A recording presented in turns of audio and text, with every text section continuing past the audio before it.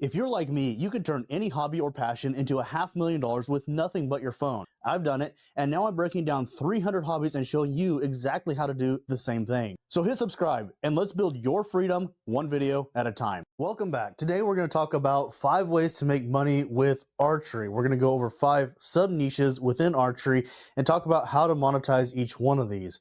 And archery is really a potential gold mine for you affiliate marketers because there are so many high-ticket items available to sell, not just in archery but related to archery, such as binoculars or camouflage. And the items that are sold in archery are often very high ticket items. I'm currently looking at a new bow myself. I do archery. I'm looking at getting a new bow, and the setup I'm wanting is over $2,500. So you think about the commissions on that, and you have potential to make a lot of money off of one sale.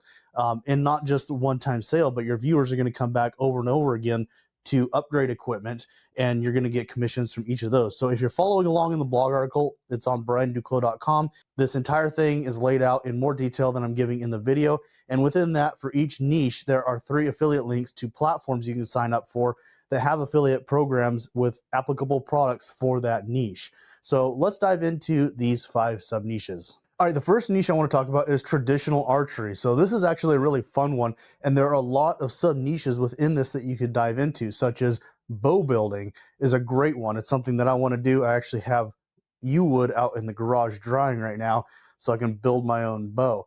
But there are a lot of things to monetize within traditional archery.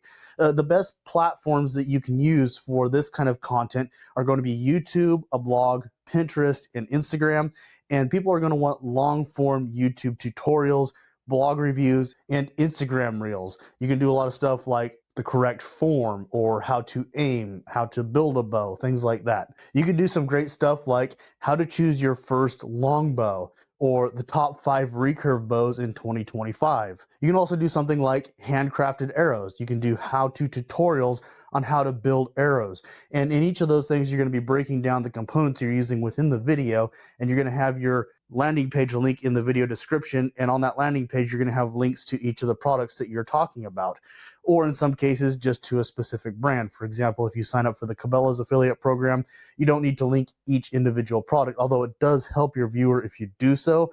And I do recommend it if you're being very specific on certain products. For example, if you're using a specific nock in your arrow building video, it would be best to have that specific nock linked in that landing page. Likewise, if you like a specific broadhead, which I'm picky with mine, having those specific broadheads linked in your landing page is going to be very helpful in converting to sales. So with this traditional aspect of archery, you want to frame your content in kind of the nostalgic, soulful, skillful type setting. This is about tapping into the traditional, the mountain man experience, or something along those lines. Or maybe they're into like Mongolian bows, right? Traditional Mongolian bows, those are pretty awesome. If you haven't looked those up, you should look those up. So there are a lot of sub niches that you can dive into under traditional archery. And I encourage you, if you're going to do content on traditional archery, maybe go on to ChatGPT and ask it to break down every single component of traditional archery that it can come up with, every single topic that it can come up with for traditional archery, and then pick out which of those niches is going to be best for you. Now, with traditional archery, you can go pretty broad on the coverage of content you create because it all falls under traditional archery. But doing content specifically on one thing, for example, if you're bow building, have a series of videos on bow building and a landing page for those. And then if you move over into maybe some content on how to shoot a traditional bow, have a series of videos on that, but have different products linked on a separate landing page for that. For example, if you're selling specific targets to help with aiming, or specific sights, that might be better on a separate landing page of affiliate links. So just keep that in mind. Don't overcomplicate things, but do keep in mind that traditional archery is a huge niche that does have a lot of sub niches in it as well. So please keep that in mind when you're creating content. It's also great to do blog reviews and unboxing videos. And you can really build trust that way in doing unboxing videos. If you're, let's say, for example, buying a new recurve bow and you've ordered it online and it comes in a box, you unbox it, you show it up close in video, you talk about it, you shoot it, you give first impressions, and don't just do positive only first impressions or feedback on products. Make sure you're covering the flaws that you see in it, things you wish were different, and talk about all aspects of whatever it is you're doing in your video or using in your video, and really give people a full story so that they know if that's the right product for them. All right, the second niche we're going to talk about is bow hunting. And once again, this is another niche that has a lot of sub niches. You could do, bow fishing falls under bow hunting, for example, or you could do archery elk hunting, right? So there are a lot of niches that fall within this. And once again, you don't have to get too specific when you're in this niche because everything would fall under bow hunting, right? But keep in mind that you have the potential to branch out into sub niches underneath bow hunting. And within bow hunting, you've got potential to sell a lot of products. You've got your bow, you've got your arrows, you've got your broadheads, you've got your rangefinder, binoculars, camouflage, boots. There's a whole host, game calls, whole host of things that you can sell underneath bow hunting. And for everything that you can imagine under bow hunting, there are affiliate links that you can profit from. In this niche, your best platforms are going to be YouTube, a blog, TikTok, and email. I will have to say on YouTube, you do need to be careful getting started in content because a lot of new channels in the bow hunting or in hunting in general have troubles with YouTube kicking them off because they're showing too much blood or gore or whatever like that. So make sure you're careful with the content you're producing and don't get yourself kicked off of social media. In this niche, you're going to do really well with YouTube gear reviews, blog guides, TikTok hunting clips, and tutorials are going to be huge for this niche. You could talk about something like the top 5 compound bows for 2025, or you can do something like how to tune your compound bow, or something like the top 5 broadheads for archery elk hunting in 2025, if you want to get really specific. And being more specific is generally good than being vague. You can also do some cool stuff like the best hunting camouflage for Western Oregon in 2025, or whatever location you live and hunt in. You can do tutorials on how to apply camo face paint. Once again, that's something else you can sell. Or tutorials on how to call whatever it is you're hunting, and you're of course able to sell the hunting calls. So with this audience, people are usually geared towards self-reliance. They want precision and efficiency. You want to demonstrate results and offer guides on how to improve things, or gear bundles for beginner conversions. You also want to kind of keep your language in your content a little bit maybe more primal. So you're going to use terminology like mastering the hunt, or one shot, one kill, or being in control of your environment. That type of vocabulary is going to help validate you as a content producer in this niche. All right, the third niche we're going to talk about is competition. So competitive archery shooting. There are a lot of people out there who only shoot competition. They don't hunt. They don't do much else other than competition. There are special bows for this niche, special archery equipment like releases or sights that are only really used in competition. Your best platforms for this kind of content would be YouTube, Instagram, blog, and email, although TikTok can work really well as well. You can do tutorials, product comparisons, and tournament recaps. Some topics you can cover would be Olympic recurve bow setup explained, or my shot routine in 15 seconds, or even a fun video like target cam close-up slow-mo impact. Or you could do, if you really want to get wild, you could start shooting random objects and seeing how they react to being hit by an arrow, right? But there's all kinds of fun things you can do and things you can sell in this niche. For example, classes on how to shoot with the best form you can, or how to aim, or what sights work best for the type of competition shooting you're doing. For example, if you're shooting 3D targets in a wooded environment like a hunting setup, you might want a different setup for your archery equipment than you would want if you're on an actual range shooting a target. Once again, with this niche, you're going to want to focus on the performance, results, and social proof of the products you're talking about. You want to offer content that improves the person's skill and not just gear reviews. This niche is looking for information on how to get better and products that will improve their results on the range. All right, so the fourth niche we're going to talk about is youth or beginner archery. So once again, if we're working with youth or beginner in one of these niches, you want to make sure you're using vocabulary that this audience can understand. So I've talked about this in each video for the series, but when you're working with somebody who's in the youth or beginner category, the vocabulary is going to be completely different than somebody who's been doing this for 5 or 10 years. So if you use vocabulary that you understand this topic in with a beginner, they're probably not going to understand what you're talking about. Simple terms that we take for granted Archery is one great thing.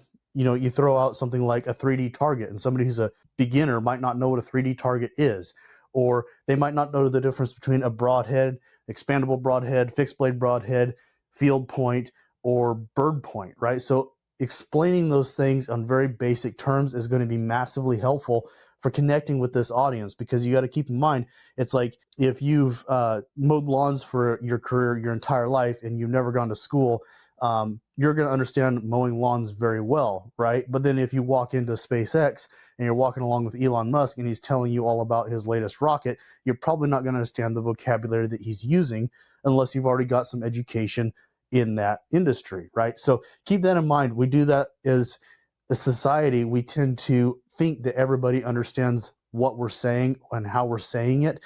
But when you're creating content in affiliate marketing or in simply a creator's position, you need to make sure that your audience has a different vocabulary than you do, and it's your job to help them grow the vocabulary they need in order to level up in their understanding of that niche. For this niche, your best content platforms are going to be YouTube, TikTok, blog posts, and Pinterest.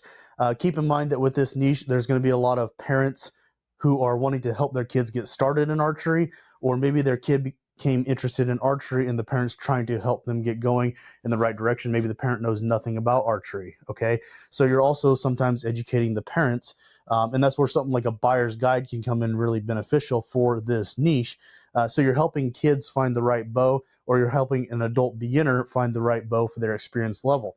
And one thing to keep in mind, of course, is your draw length and draw weight are going to be significantly different for a beginner as opposed to somebody who's more advanced. So make sure that's something that you cover in the topics in your content, talking about correct draw length, proper form, and things like that are going to go a long way. And selling people products that are in the right market or in the right price point for that market is going to be very important as well. You don't want to try selling a youth or a beginner on a $2,500 bow. You're going to want to sell them on maybe a $150 or $200 bow that they can get from the local sporting goods store and learn how to shoot that correctly. And as they grow, both in strength and in body height, or if they're an adult in strength, their draw weight's going to increase. And if they're a kid, their draw length is also going to increase, right? So they're going to be upgrading probably every year or every 2 years on their bow. So that's reoccurring income for you, but you also want to make sure that they're not buying the wrong size of bow. Some great content ideas that you could have would be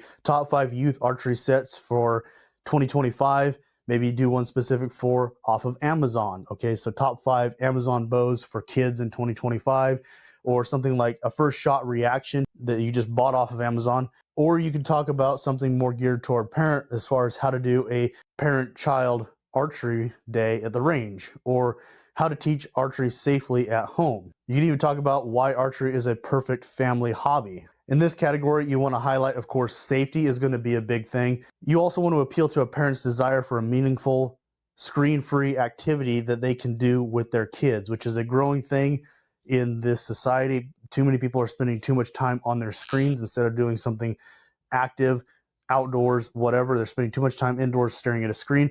And so a lot of parents are looking, and myself included, looking for ways to get their kids off a screen and outside doing something that's actually worthwhile.